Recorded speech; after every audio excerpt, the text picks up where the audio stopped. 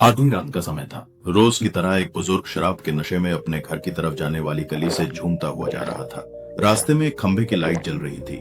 उस खंबे के ठीक नीचे एक 15 से 16 साल की लड़की पुराने फटे कपड़ों में डरी सहमी सी अपने आंसू पोंछते हुए खड़ी थी।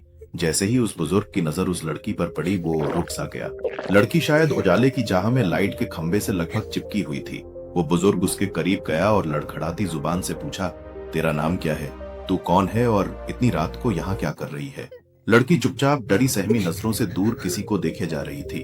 उस बुजुर्ग ने जब उस तरफ देखा जहाँ लड़की देख रही थी, तो वहाँ 4 लड़के उस लड़की को घूर रहे थे। उनमें से एक को वो बुजुर्ग जानता था। लड़का उस बुजुर्ग को देखकर झेप गया और अपने साथियों के साथ वहां से चला गया।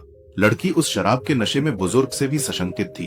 फिर भी उसने हिम्मत करके बताया, मेरा नाम रूपा है, मैं अनाथाश्रम से भाग आई हूँ। वो लोग मुझे आज रात के लिए कहीं भेजने वाले थे। तभी जुबान से बड़ी मुश्किल से वो इतना कह पाई। बुजुर्ग, क्या बात करती है? तू अब कहाँ जाएगी? लड़की, नहीं मालूम। बुजुर्ग, मेरे घर चलेगी। लड़की मन ही मन सोच रही थी कि ये शराब के नशे में है और आधी रात का समय है। ऊपर से ये शरीफ भी नहीं लगता। और भी कई सवाल उसके मन में धमा चौकड़ी मचा रहे थे। बुजुर्ग, अब आखिरी बार पूछता हूँ, मेरे घर चलोगी हमेशा के लिए? बदनसीबी को अपना मुकद्दर मान बैठी। गहरे घुप अंधेरे से घबराई हुई, सब कुछ भगवान के भरोसे छोड़कर लड़की ने दबी कुचली जुबान से कहा, जी हाँ।